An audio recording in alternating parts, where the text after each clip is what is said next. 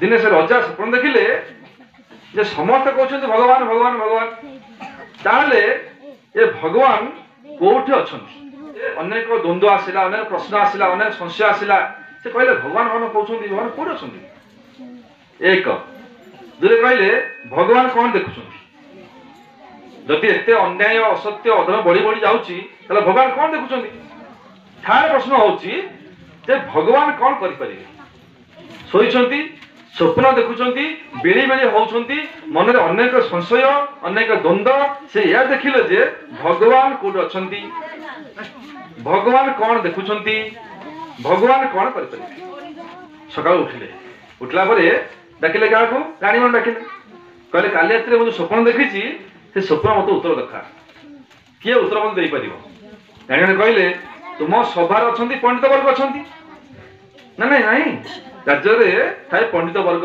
ता कहले पंडित सभा ता डाकी दिए से उत्तर देबे से कहि परिबे जे भगवान कोठी अछंती कौन देखुछंती एबे कौन करथिबे बुझिला पंडित मान देखिले जदि आमे कहिबो जदि बाय चांस भूलटा हेई गला तार रजा कौन करिवे ना मुंड काट करिवे जदि रजांकर दीटा कंडीशन अछि जदि मन को पाई गला ताले मुक्ताहार देबे जदि मन को न पाइला तार दंड देबे दंड नल पुरस्कार तने पंडित कहले आमे काई कहिया कार्य पशिबी काई गोड़ धइबी काई तने सिए कहले नाही नाही आमे जानि कोन उत्तर तले किए कहिबो दिन गला दि दिन गला 5 दिन गला रजा पूरा कोडा के निर्देश कले हे मंत्री तुम्हें कह उत्तर कौन हम मु जानी तुम्हें क्या ठीक कर मोर उत्तर दरकार मंत्री बड़ अकले पड़गले कौन करेंगे कौन करेंगे कौन करेंगे क्या पचारे किए उत्तर दब किए उत्तर दब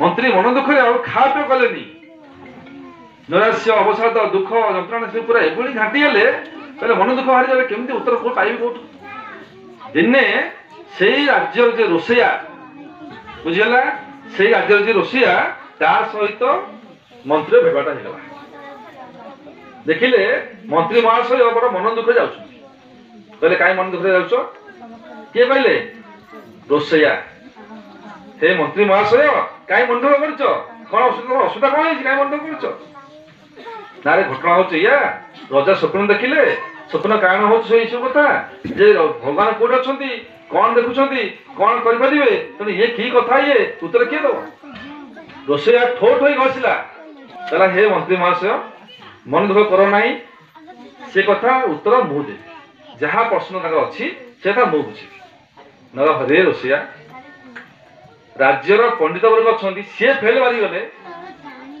मु जानि कोन माने उत्तर कोन मु भी जानिनी तू सामान्य रोसैया ही कहूचु तू देबू तू जीवी मु जीवी जदि उत्तर भूल होला मु मरिबी तू भी मरिबी रजा जणै दियो जे आपण को रोसैया उत्तर देबे समय निकट होला समस्त राजवास पहुंची गले समस्त रेडी प्रजा मान रेडी मंत्री मान रेडी रानी मान रेडी रजा बसन सिंहासन रे बुझेला जाई पहुंचला किए रोसैया भला भाबरे रजा गोटे प्रणाम कला कला हे मणिमा एठु आपण को जुहार करूछी ठीक अछि ना मोर कंडीशन अछि आपण जहा स्वप्न देखिचंती आपण को प्रश्न जहा अछि मु सुनि सारिछि मते मंत्री महाशय कहिसंती किंतु मोर कंडीशन अछि ना कोन कंडीशन जे आमे दुई जन जो कथा वार्ता होबा समझ सुनिबे किंतु केही भाग नेबे आपण प्रश्न उत्तर मु देबी किंतु आम दुही के मध्य केही तृतीय लोक प्रवेश करेंगे ना हाँ ठीक अच्छे दादा कल तथा किसी असुविधा ना मु रेडी रोसैया कौन कला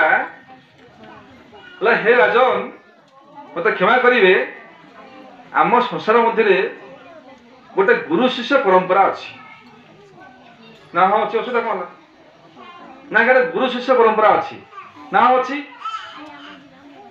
ना ये प्रश्न किए कर ना प्रश्न मु कर ना अच्छा अच्छा ना उत्तर किए दब ना उत्तर तू दबु ना आप शिष्टाचार शिखी ना भद्रा कहना उत्तर मुझे मुझे उत्तरदाता आप प्रश्नकर्ता ताले गुरु किए रोसैया हाँ बढ़िया एमती ना आस दब गुरु किए रोसैया रजा किए शिष्य କହିଲା ଠୋଟ ହସିଲା ଆଉ କହିଲା ଆପଣଙ୍କର କମନ ସେନ୍ସ ନାହିଁ, ଆପଣ ଶିଷ୍ୟ ହୋଇକି ପ୍ରଶ୍ନ ପଚାରିବେ ସିଂହାସନରେ ବସିଛନ୍ତି, ତଳେ ଗଲା ତଳେ ଗଲା ଉତ୍ତର ମୁଁ ଦେବି, ମୁଁ ହେଲି ଗୁରୁ, ମୁଁ ହେଲେ ଉତ୍ତରଦାତା, ମୁଁ ତଳେ ଠିଆ ହେବି। ଆପଣ ଭଜନ ଶିଖିନାହାନ୍ତି? ଯଦି କଣ୍ଡିସନ କରିଛନ୍ତି କେହି ଆମ ଭିତରେ ପ୍ରବେଶ କରିବେନି, ରଜା ବଡ ଅକଳେ ପଡିଗଲେ, ଓହ୍ଲେଇଲେ। ବିଚରା ରଜା କଣ କରିବେ, ଗୋଟେ ଅକଳେ ପଡିଗଲେ, ଓହ୍ଲେଇଲେ। ଆସି ଠିଆ ହେଲେ, କହିଲେ ମୋ ପାଇଁ ଗୋଟେ ଭଲ ଧୋତି ମଗାଅ, ଧଳା ଧୋତି। ଗୁରୁ ମଗାଅ ପିନ୍ଧିଲା। କହିଲେ ମତେ ନେଇକି ଆସନରେ ଅଳଙ୍କୃତ କରାଅ, ମତେ ଆସନରେ ବସାଅ, ବସେଇଲା ପରେ ମୁଁ ଉତ୍ତର ଦେବି। ମୁଁ ହେବି ଗୁରୁ, ତମେ ଶିଷ୍ୟ ହବ। ଉତ୍ତର ମୁଁ ଦେବି, ତମେ ହେଲେ ପ୍ରଶ୍ନକର୍ତ୍ତା, ମୁଁ ହେଲେ ଉତ୍ତରଦାତା।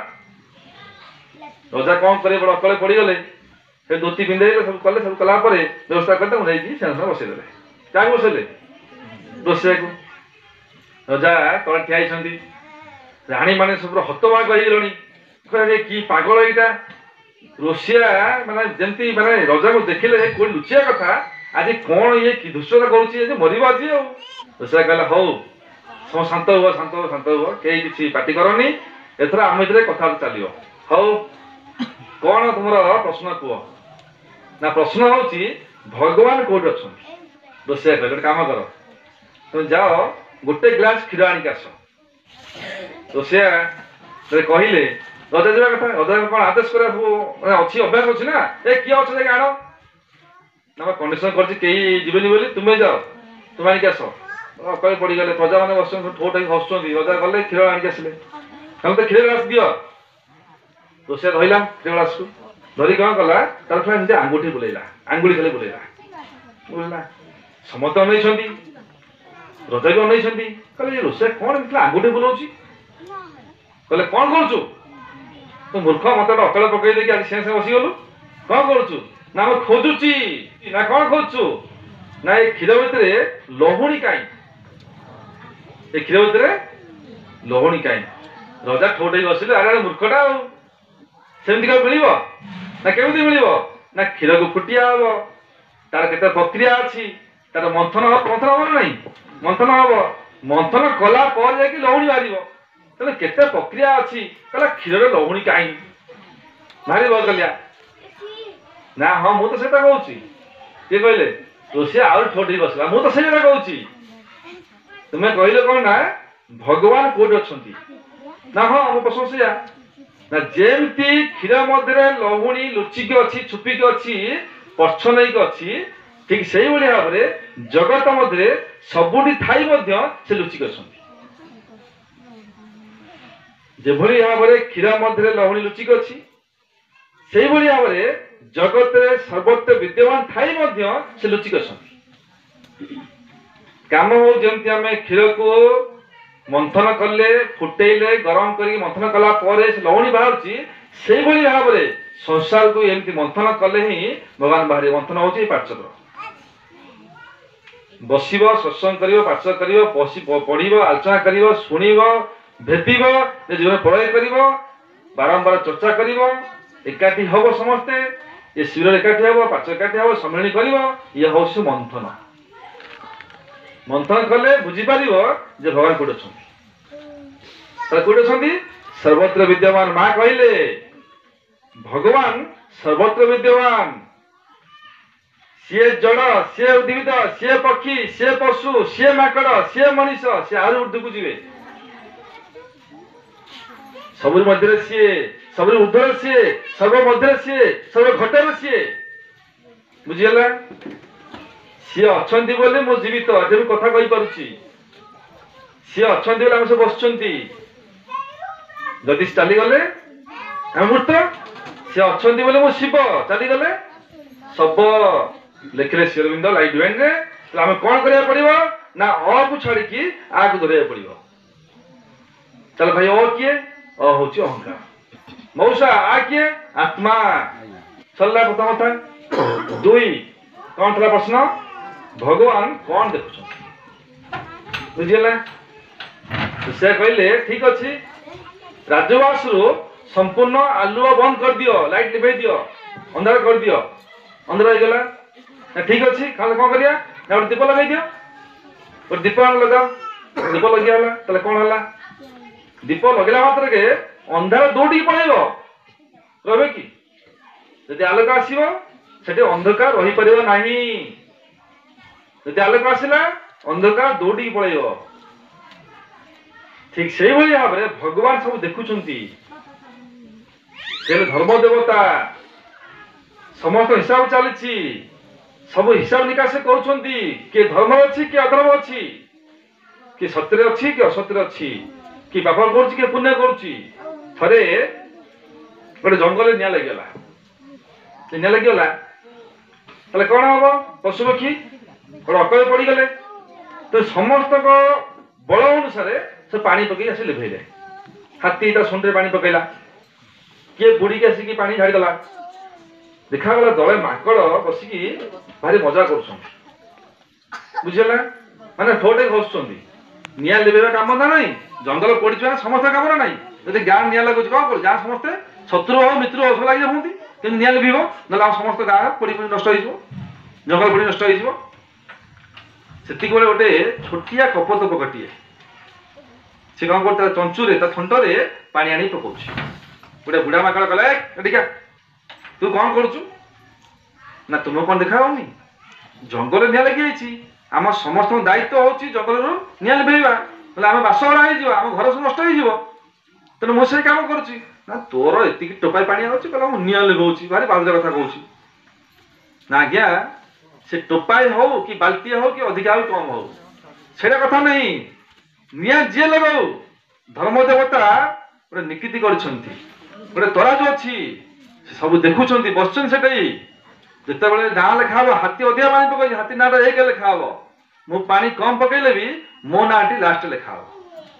କିନ୍ତୁ ଆପଣ ମାନେ ଯୋଉ ବସିକି ହସୁଛନ୍ତି, ଆପଣ ନାଁ ଲେଖା ହବନି। ତେଣୁ ଧର୍ମ ଅଧର୍ମ ସବୁ ଲେଖା ଚାଲିଛି। ଅଧର୍ମ ବିତ ବଢେ ବହୁତ, ଗଳା ଗଳେ ଯାଏ ମୂଳ ସହିତ। ତେଣୁ କିଏ କଣ କରୁଛନ୍ତି, କିଏ କଣ ଯାହା କରୁଛନ୍ତି, ଯାହା ଭାବୁଛନ୍ତି, ତାକୁ ସବୁ ଦେଖୁଛନ୍ତି। ଲେଖିଲେ Shri Aurobindo, always behave as if the mother was looking at you because she is indeed always present। ଶେଷ କ୍ୱେଶ୍ଚନ କଣ ଥିଲା? ଭଗବାନ କଣ କରିପାରିବେ? ରୋଷିଆ ଠୋଠ ହେଇକି ହସିଲା। କାହିଁ ହସିଲା? ଟିକେ ଓଲଟେଇ ଦିଅ କଥାକୁ। ହେ ରାଜନ, ଆପଣ ଯାହା କହୁଛନ୍ତି ଭଗବାନ କଣ କରିପାରିବେ ତାକୁ ଓଲଟେଇ ଦିଅ। ଭଗବାନ କଣ ନ କରିପାରିବେ? ଆପଣ କିଏ? ନା ରଜା? ନା ଆଜ୍ଞା ମୁଁ କିଏ? ନା ତୁମ ରୋଷିଆ? ନା ଆଜ୍ଞା ମୁଁ କୋଉଠି? ମୁଣ୍ଡରେ ବସିଲା ବୁଦ୍ଧି ତାଙ୍କର। ଆରେ ହ ତ, ଆରେ ମୁଁ ରଜା ହେଇକି ତଳେ ଠିଆ ହେଇଛି, ଏଟା ରୋଷିଆ ହେଇକି ମୋ ଶାସରେ ବସିଛି। ନା ଭଗବାନ ଏଇଆ କରନ୍ତି। କହିଲେ କଣ ନା ଭଗବାନ କଣ କରିପାରିବେ? ଓଲଟାଇ ଦିଅ, ଭଗବାନ କଣ ନ କରିପାରିବେ? ତାଙ୍କ ବାଇଁ ହାତ ଖେଳ। ସେ ରୋଡପତି କି କହିଲେ ଗଡପତି, ଯିଏ ଧନୀ ତାକୁ କରିଦେ ଗରିବ। ସେ ଏଇ କହନ୍ତି, ଯିଏ ରଜା ସେ ପ୍ରଜା ହେଇଯିବ, ସେ ପ୍ରଜା ସେ ରଜା ହେଇଯିବ। ତାଙ୍କର ବାଁ ହାତର ଖେଳ।